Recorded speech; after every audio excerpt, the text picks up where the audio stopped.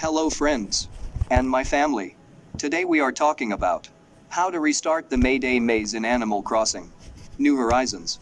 Players that want to reset Animal Crossing New Horizons Mayday maze can find out exactly how that is done in this short guide. From now until May 7, fans have the chance to earn some special rewards via Animal Crossing New Horizons Mayday maze. These rewards include a number of bell vouchers, as well as a new decorative item called Rover's Briefcase, and some of these items can only be earned by fully completing the Mayday maze in ACNH. Fortunately, if a fan finds themselves stuck while making their way through the maze, it is possible to restart it and have another go. To restart the Mayday maze in Animal Crossing New Horizons, a fan must simply select the Rescue Service application from within their Nook phone. This will initiate a brief dialogue in which players are notified that it costs 100 Nook miles to reset ACNH's Mayday maze, and fans that agree to pay this fee will promptly be taken back to the beginning of an untouched maze.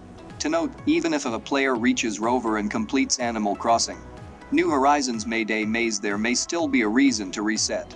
Specifically, there are 5 bell vouchers that fans can access only after finishing the maze, but they will need to break 3 rocks to get to them. As players will know at this point, breaking rocks requires fruit, and a reset may be desirable for fans that reach the end of the Mayday maze without 3 fruit left. While the Mayday maze in ACNH may not be everything that some fans had hoped for from this new event, it is a nice little piece of content nonetheless. Not only does it reward fans with bells, it also lets them encounter Rover for the very first time in New Horizons. Considering the Blue Cat's popularity, this is something that many players will certainly be excited about, and they will even get to walk away from the Mayday maze with a memento to remember Rover by. Additionally, it is worth mentioning that Mayday is not the only Animal Crossing New Horizons event scheduled for this month.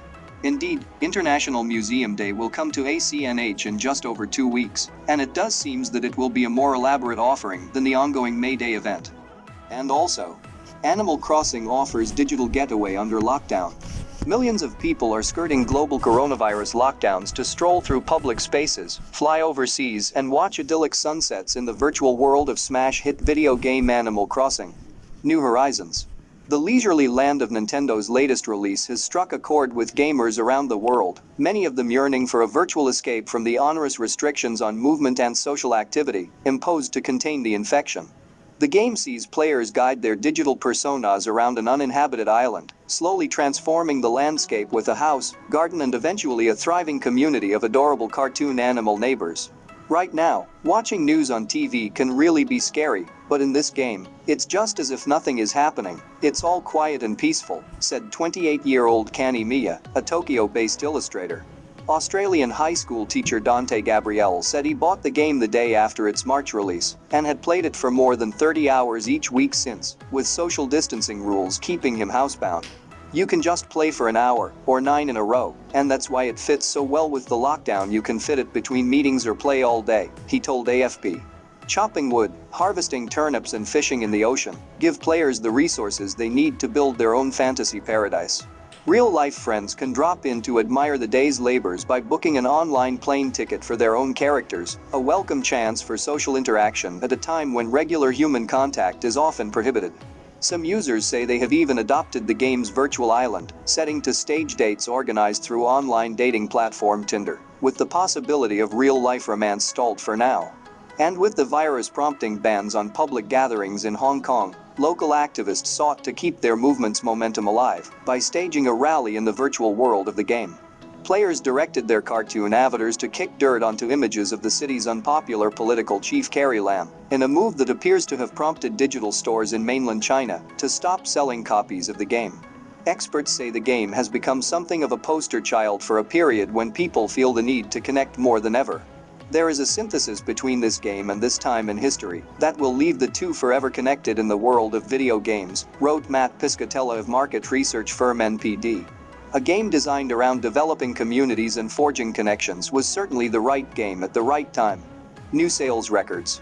New Horizons, the 4th title in the 19-year-old Animal Crossing franchise and the first to be released on Nintendo's handheld Switch console, has smashed digital sales records in the weeks since its release. It even displaced the latest installment of Call of Duty, the blood-spattered combat simulation series that has topped Fortune magazine's global sales lists for 8 of the last 11 years, becoming the best-selling game in the US market, NPD data shows. The title had been hotly anticipated by gaming fans, but sales exceeded expectations at a time when industry revenue has slowed, with consumers eagerly awaiting the next generation of rival Sony PlayStation and Microsoft's box consoles on sale later this year. The success has echoes of earlier triumphs by Nintendo, which has struggled to maintain market share against its competitors in recent years, but still has a reputation for occasionally delivering tectonic shakeups of the digital landscape. 4 years ago it was with Pokémon Go, a smartphone-based game that became a worldwide phenomenon when it lured millions of people onto the streets for a virtual monster hunt. Laurent Michaud of French think tank IDWorld said New Horizons was testament to the game giant's commercial strategy, which is built around in-house development and appealing to the better natures of its audience. They chose to think outside the box with innovation, but also by appealing to the child within us, he said.